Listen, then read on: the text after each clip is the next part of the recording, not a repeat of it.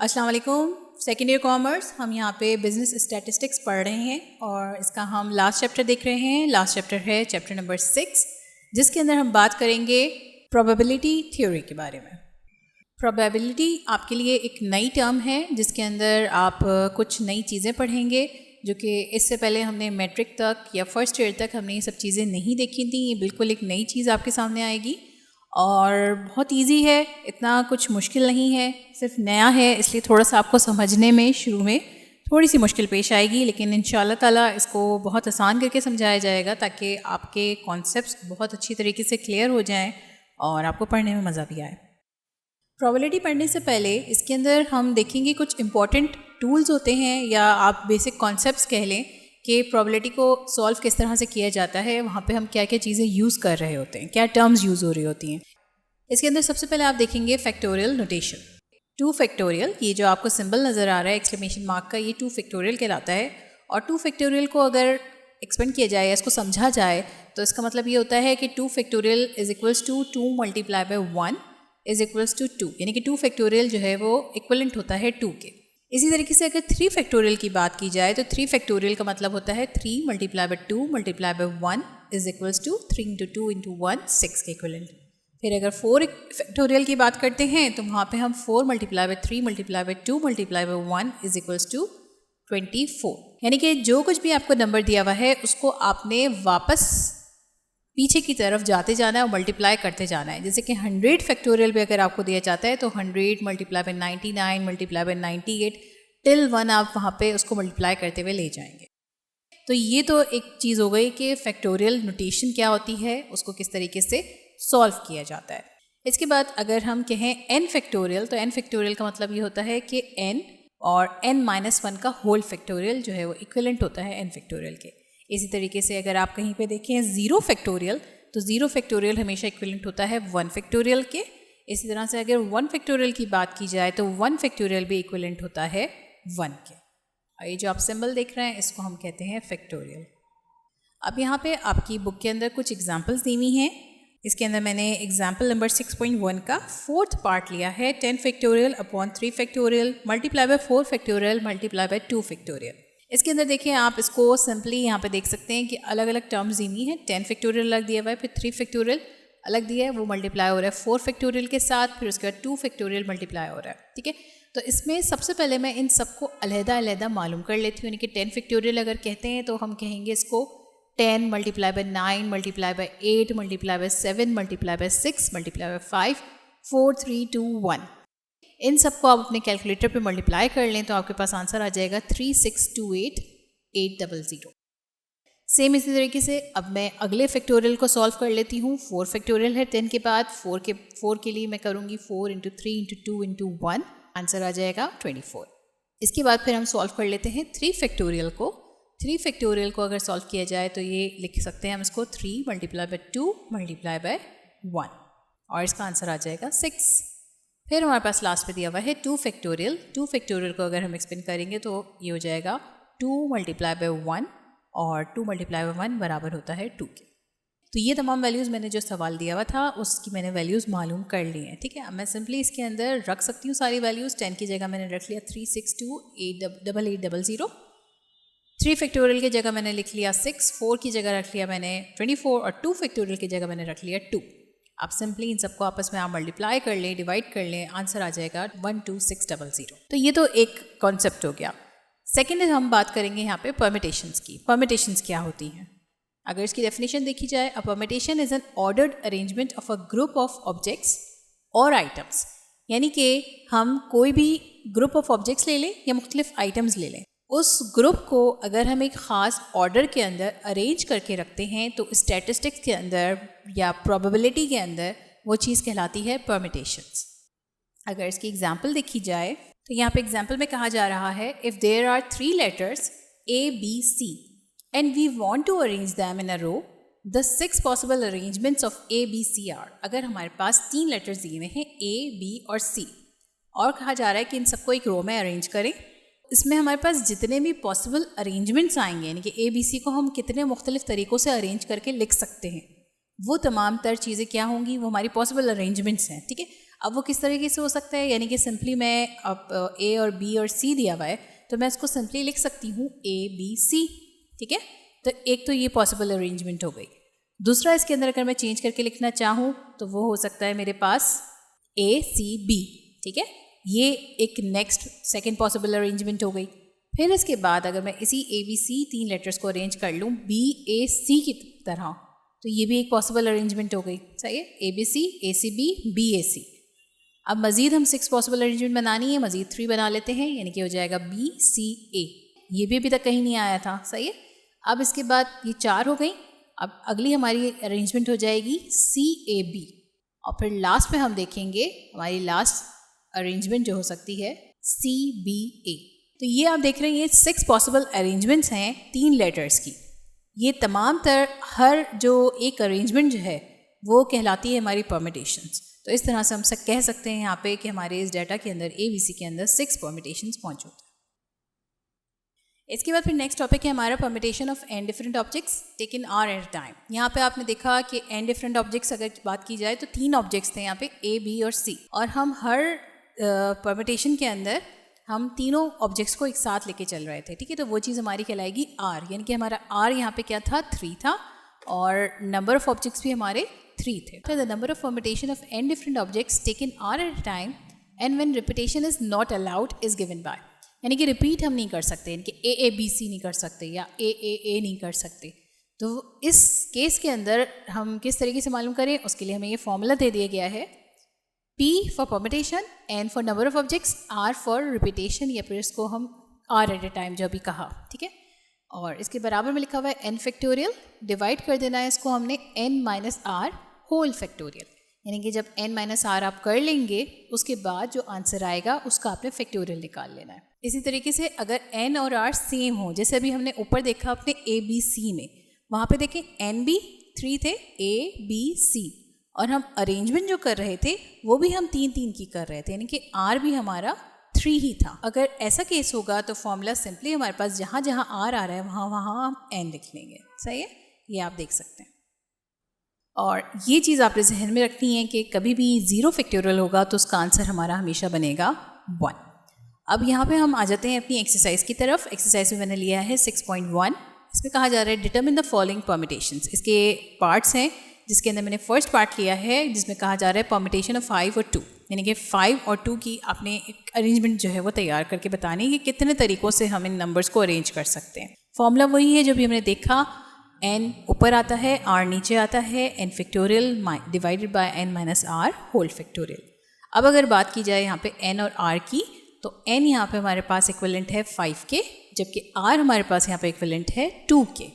ये चीज़ हमारे पास आ गई। अब सिंपली मैंने कुछ भी नहीं करना है, जो जो वैल्यूज़ दी हुई है हमें वो हमने इस फॉर्मूले के अंदर रखनी है। n फैक्टोरियल यानी कि 5 का factorial upon n minus r, इसका मतलब 5 माइनस 2 का होल फैक्टोरियल। अब अगर 5 माइनस 2 को कर लें हम तो 5 फैक्टोरियल डिवाइडेड बाय हो जाएगा 3 फैक्टोरियल, और अगर मैं थोड़ा सा इसको एक्सपेंड कर लेती हूँ 5 फैक्टोरियल को, तो मैं कर लूँगी 5 इंटू 4 इंटू 3 फैक्टोरियल, ठीक है। मैंने क्यों किया, क्योंकि देखिए नीचे भी मेरे पास 3 फैक्टोरियल मौजूद है, तो मैं 3 फैक्टोरियल और 3 फैक्टोरियल दोनों 3 फैक्टोरियल को आपस में कैंसिल कर सकती हूँ।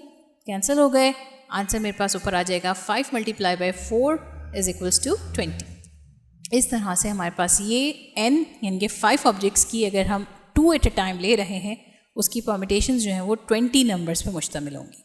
नेक्स्ट मैंने लिया इसी का 4th पार्ट, और इसके अंदर आपको दिया हुआ है P, 6 ऊपर दिया हुआ है, 0 दिया हुआ है, सेम वही फॉर्मूला है, हम अरेंज कर लेते हैं। इसमें n हमारा हो जाएगा 6 के इक्विवेलेंट और r हमारा हो जाएगा 0। इसके बाद मैं फॉर्मूले के अंदर तमाम चीज़ें रख लेती हूँ। P n की जगह मैंने 6 रख लिया, r की जगह 0, और n फैक्टोरियल इसका मतलब 6 factorial divided by n minus r, यानी कि 6 माइनस 0 का होल फैक्टोरियल। 6 माइनस 0 का होल फैक्टोरियल इसका मतलब 6 फैक्टोरियल डिवाइडेड बाय 6 फैक्टोरियल हो जाएगा, और इन दोनों को अगर हम कैंसिल कर देते हैं, दोनों फैक्टोरियल्स कैंसिल हो जाएंगे, हमारे पास आंसर में आ जाएगा 1। तो ये हमारे पास 6 ऑब्जेक्ट्स की अगर हम रिपीटेशन 0 रख रहे हैं तो उसका आंसर बनेगा 1। ओके, इसके बाद फिर नेक्स्ट टॉपिक मैंने लिया यहाँ पे 6.3 के अंदर में हम कवर करेंगे in how many ways can 5 person be seated on a sofa set with 3 seats. एक सोफ़ा सेट है जिसके अंदर 3 सीट्स हैं और 5 अफराद हैं। उन 5 अफराद को आपने अलग अलग बैठाना है, लेकिन उसमें एक वक्त में 3 अफराद बैठ सकते हैं, ठीक है, ये आपने जहन में रखना है। तो इसको डाटा हमारा यहीं से हम बना सकते हैं, हम आसानी से समझ में आ रहा है। फॉर्मूला लिख लेते हैं पहले, फॉर्मूला सेम वही है हमारे पास, और इसके अंदर अगर n की बात की जाए तो 5 पर्सन्स है, इसका मतलब हमारे पास n जो है वो इक्विवेलेंट है 5 के, जबकि हमने सीटेड जो करना है, जो हमने सेट बनाना है वो 3 का बनाना है। r हमारे पास हो गया 3, यानी कि 5 लोगों को 3-3 के सेट्स में बैठाना है। अब फॉर्मूले के अंदर मैं रख लूँगी, सबसे पहले n फैक्टोरियल है 5 के इक्विवेलेंट, 5 फैक्टोरियल, इसको डिवाइड कर देते हैं n माइनस r, यानी कि 5 माइनस 3, और इसका होल फैक्टोरियल हो जाएगा। 5 माइनस 3 अगर हम करें तो 5 फैक्टोरियल डिवाइडेड बाय 2 फैक्टोरियल हो जाएगा। 5 माइनस 3 2 होता है, तो 2 फैक्टोरियल। बिल्कुल वैसे ही जैसे मैंने अभी पीछे खोला था, इसको 5 फैक्टोरियल को एक्सपेंड कर लेंगे, 5 into 4 into 3 into 2 factorial divided bye 2 factorial. इस तरह से हम 2 फैक्टोरियल को और दूसरे ऊपर नीचे दोनों 2 फैक्टोरियल्स को आपस में कैंसिल कर देते हैं। 5 इंटू 4 इंटू 3 आपस में मल्टीप्लाई हो जाएंगे, और इस तरह से हमारे पास इसका आंसर आ जाएगा 60, यानी कि 60 नंबर्स में हम इसको अरेंज कर सकते हैं, 60 वेज में हम इसको अरेंज कर सकते हैं। ये हमारी इसकी परम्यूटेशंस आ गई। लास्ट में हम लिख लेते हैं, therefore 60 persons can be seated on sofa set with 3 seats। इसके बाद मैंने यहाँ पे आपकी बुक का लिया है 6.6, find the number of permutations that can be formed from all the letters of the word Sunday। एक वर्ड है संडे, आपने बताना है कि इस संडे को हम सारे लेटर्स को लेना है, लेकिन हमने संडे को मुख्तलिफ तरीके से अरेंज करना है, यानी कि हम एस को आगे कर दें, यू को पीछे कर दें, डी को पहले कर लें, ए को पहले कर लें, इस तरीके से हमने अरेंज करना है। सही है। अच्छा, एक चीज़ इसमें जहन में रखिएगा कि कभी भी आपके पास परम्यूटेशंस 15 या 15 से कम की आती हैं तो वहाँ पे आपने अरेंजमेंट्स करके दिखाने। अरेंजमेंट्स कैसे करके दिखाने, जैसे शुरू में हमने एग्जाम्पल देखी ABC की, तो वहाँ पे हमने सारे ABC को अरेंज करके दिखाया था। लेकिन अगर 15 से ज़्यादा की आपके पास वेज आते हैं, 15 से ज़्यादा तरीके की अरेंजमेंट्स आती हैं, तो हम इतने बड़े डाटा को अपने पास अरेंज करके नहीं दिखाते, ना पेपर में दिखाएंगे आप, ना ही अपने यहाँ पे सॉल्व करते हुए दिखाएंगे। सिर्फ आपने उनको नंबर्स में बता देना है कि इतने मुख्तलिफ तरीक़ों से इस वर्ड को या किसी भी चीज़ को अरेंज किया जा सकता है। इसी वजह से मैंने पीछे भी 60 को अरेंज नहीं किया था। तो फॉर्मूला वही है हमारे पास यहाँ पे, और इसमें देख लेते हैं n क्या है, SUNDAY। n हमारे पास 6 है और r भी हमारे पास 6 है, दोनों सेम है, तो फॉर्मूला हम यहाँ पे चेंज करके भी लिख सकते हैं, यानी कि r की जगह n भी रख सकते हैं, और सेम ये फॉर्मूला भी आपका आराम से काम कर सकता है। 6 फैक्टोरियल हो गया n माइनस r, यानी कि 6 में से माइनस कर देंगे 6 और फिर ले लेंगे इसका होल का फैक्टोरियल। तो 6 फैक्टोरियल तो एज इट इज़ लिख लिया, 6 माइनस 6 हो जाएगा हमारा 0 फैक्टोरियल, और आपको पता है कि 0 फैक्टोरियल हमारा इक्विवेलेंट होता है 1 के। तो 6 इंटू 5 इंटू 4 इंटू 3 इंटू 2 और 1 हो गया, जबकि नीचे आ जाएगा 1। सिंपली मैंने इन सबको आपस में मल्टीप्लाई कर लेना है, और इस तरह से मेरे पास आंसर आ जाएगा 720, यानी कि 720 नंबर्स जो हैं हम अरेंजमेंट जो हैं इसके कर सकते हैं वर्ड संडे के। तो यहाँ पे लास्ट में हम एक स्टेटमेंट दे देते हैं, the number of permutations of word Sunday is 720। Okay, इसके बाद नेक्स्ट मैंने लिया है 6.9, how many 3 digit numbers can be formed from the digits 2, 4, 6, 8 when each digit is used only once. सवाल को समझिए, how many 3 digit numbers, 3 digit numbers कितने form हो सकते हैं, किसके, 2, 4, 6, 8, ये 4 नंबर दे दिए आपको, और इसमें से कहा गया है कि इनकी 3-3 की अरेंजमेंट, 3 डिजिट नंबर्स की आपने अरेंजमेंट बनानी है, ठीक है, हर डिजिट जो है वो एक ही दफ़ा यूज़ हो। हमारे पास टोटल नंबर जो दिए हुए हैं वो दिए हुए 2, 4, 6, 8, और कितने एक साथ अरेंज करने, 3 डिजिट, यानी कि n हमारा हो जाएगा 4, जबकि हमारे पास r की वैल्यू आ जाएगी 3, क्योंकि हमें अरेंजेस बनाने 3 डिजिट नंबर्स के। 4 फैक्टोरियल, और इसको डिवाइड कर देंगे n माइनस r, यानी कि 4 माइनस 3 का होल फैक्टोरियल, और इस तरह से 4 फैक्टोरियल डिवाइड बाय 1 फैक्टोरियल हो जाएगा, और 4 फैक्टोरियल को अगर हम एक्सपेंड कर लें तो 4, 3, 2, 1 हो जाएगा, और 1 फैक्टोरियल बराबर होता है 1 के। 4 इंटू 3 इंटू 2 को अगर आप आपस में मल्टीप्लाई कर लेते हैं तो इस तरह से हमारे पास इसका आंसर आ जाएगा। 24 वेज हैं जिसमें हम 2, 4, 6, 8 को अरेंज करके लिख सकते हैं। नेक्स्ट फिर आप इसमें एक और टॉपिक देखेंगे, the number of permutation when repetition is allowed is given by.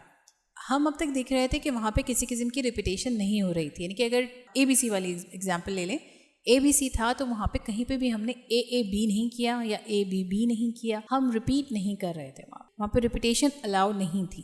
लेकिन बाज़ दफ़ा हमारे पास डेटा आता है, कुछ ऐसे सवालात आएंगे जहाँ पे रिपीटेशन अलाउ होती है। तो जब रिपीटेशन अलाउ होती है तो हमारा फॉर्मूला थोड़ा सा चेंज हो जाता है। इसको हम कर देते हैं n की पावर r। n वही है, r वही है, फॉर्मूला चेंज हो गया है। अब इसको समझने के लिए यहाँ पे मैंने आपका लिया है एक्सरसाइज का 6.10।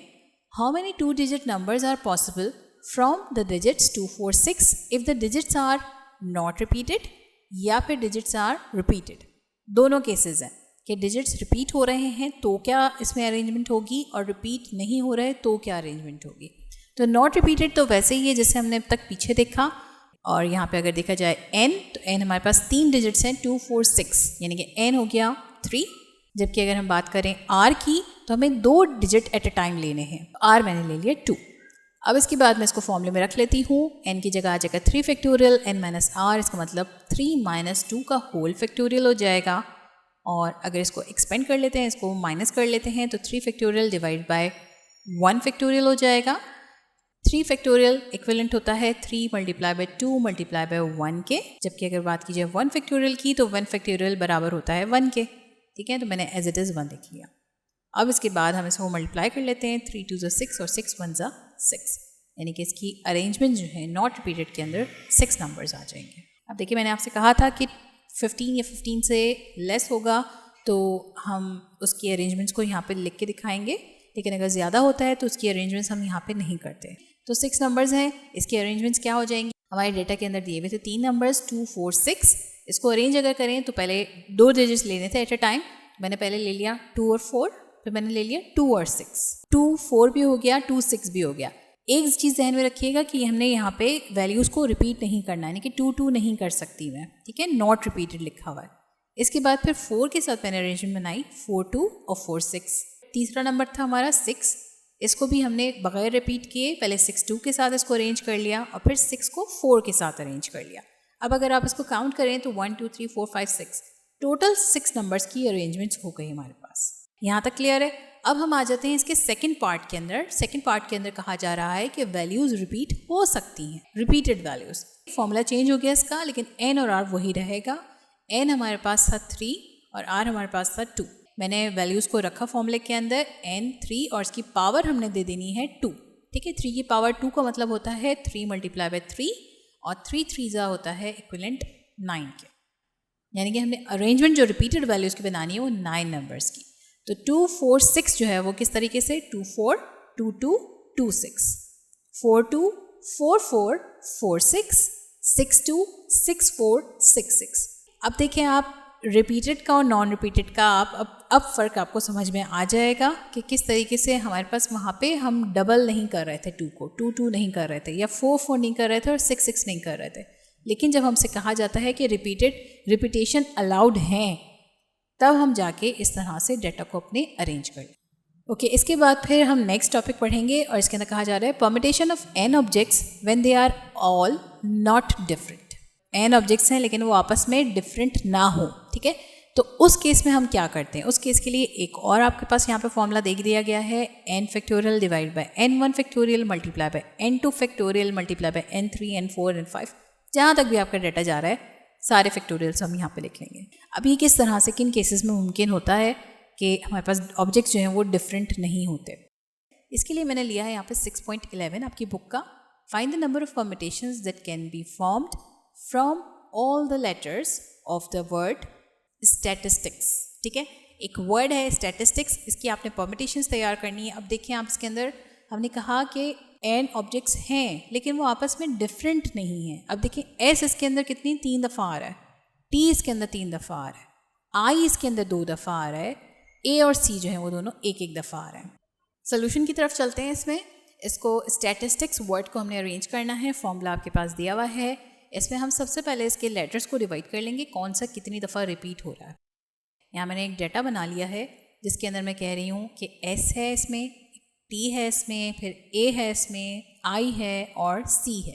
ठीक है, ये लेटर्स के ऊपर ये बेस करता है वर्ड स्टैटिस्टिक्स। ठीक है, ये मैंने रख लिया। अब इसकी तादाद लिखेंगे हम कि S वर्ड कितनी दफ़ा आ रहा है। अगर आप काउंट करें तो 1 2 3 3 टाइम्स S आ रहा है, 3 टाइम्स T आ रहा है, एक दफ़ा A आ रहा है, 2 दफ़ा I आ रहा है और एक दफ़ा C आ रहा है। ये हमने अरेंज कर लिया। अब मैं इसके ऊपर नेक्स्ट काम जो करूँगी, आप देख रहे हैं फॉर्मूले के अंदर N1 N2 और ये सारी गिनती दी हुई है, ठीक है। तो मैं ये तमाम जो मैंने वर्ड्स का निकाला डाटा कि कौन सा कितनी दफ़ा आ रहा है, इन सबको मैं नाम दे देती हूँ। S को मैंने नाम दे दिया N1 का, T को N2, A N3, I N4 और इस तरीके से C जो है मेरे पास हो जाएगा N5। अब इसके बाद हमने करना ये है कि इन सब को N1, N2, N3, N4 और N5 को, इन सबको मैंने कर लेना है आपस में ऐड, ठीक है। N1 की वैल्यू क्या थी 3, N2 भी 3 था, N3 1 था, N4 2 था और लास्ट में N5 1 था। इन सबको अगर मैं आपस में प्लस कर लेती हूँ तो ये मेरा कहलाता है n और n मेरा बनता है 10 के बराबर। अब अगर आप फॉर्मूला देखें और ये डेटा देखें तो देखिए हमारी सारी चीज़ें हमारे पास इस फॉर्मूले की आ चुकी हैं। n भी आ चुका है, N1, N2, N3, N4, N5 भी आ चुका है, ठीक है। तो सिंपली अब हमने इसको फॉर्मूले के अंदर रखना है। n फैक्टोरियल इसका मतलब 10 factorial upon N1 3 factorial multiply by 3 factorial multiply by 1 factorial multiply by 2 factorial, फिर लास्ट में मल्टीप्लाई बाय 1 फैक्टोरियल, यानी कि N1, N2, N3, N4 और N5 हो गया, ठीक है। यहाँ तक क्लियर है। अब हमने सिर्फ इसको ओपन करना है और कुछ भी नहीं करना। नीचे दिया हुआ था हमें 3 फैक्टोरियल, 3 इंटू 2 इंटू 1, फिर दोबारा 3 फैक्टोरियल, फिर 1, फिर 2 फैक्टोरियल और 1, इन सबको मैंने ओपन कर लिया। अब देखें इसके अंदर हम 3 मल्टीप्लाई बाय 2 मल्टीप्लाई बाय 1 ऊपर भी दिया हुआ है और नीचे भी दिया हुआ है। हम 3 फैक्टोरियल को भी कैंसिल कर सकते थे, लेकिन इसको इस तरीके से भी कैंसिल किया जा सकता है। अब अगर ऊपर वाली टर्म को आप मल्टीप्लाई कर लें तो बन जाएंगे 604800, जबकि नीचे वाली टर्म को अगर आप मल्टीप्लाई करें तो बन जाएंगे 12। अब इन दोनों को आपने सिंपली डिवाइड कर देना है और इस तरीके से हमारे पास आंसर आ जाएगा 50,400। यानी कि वर्ड स्टैटिस्टिक्स जो है उसको हम 50,400 तरीक़ों से जो है अरेंज करके लिख सकते हैं, ठीक है। इसकी नंबर ऑफ परमिटेशंस जो हैं वो इतनी बनेंगी। तो ये था हमारा आज का लेक्चर जिसके अंदर हमने बात करी थी परमिटेशंस की। हमने समझा प्रोबेबिलिटी थ्योरी क्या होती है और इसमें हम परमिटेशंस को किस तरीके से रिकॉर्ड करते हैं, किस तरह से डाटा को अरेंज कर रहे होते हैं, ये सब चीज़ें हमने देखी। और इसमें हम इंशाल्लाह ताला अपने नेक्स्ट लेक्चर के अंदर बात करेंगे सर्कुलर परमिटेशंस के बारे में और इसी तरीके से हम आहिस्ता आहिस्ता आगे के टॉपिक्स को कवर करते जाएंगे। उम्मीद है लेक्चर भी आपको अच्छी तरीके से समझ आया होगा और इस लेक्चर के अंदर किसी भी किस्म की कोई कन्फ्यूजन है, कोई सवाल है तो आपने हमसे फेसबुक, इंस्टाग्राम या फिर इस दिए गए ईमेल एड्रेस पे अपने तमाम सवालात पूछने हैं। अगर ये वीडियो आपको पसंद आई है तो इस वीडियो को लाइक ज़रूर करें, ज़्यादा से ज़्यादा शेयर ज़रूर करें और साथ में सब्सक्राइब ज़रूर करें। अल्लाह हाफ़िज़।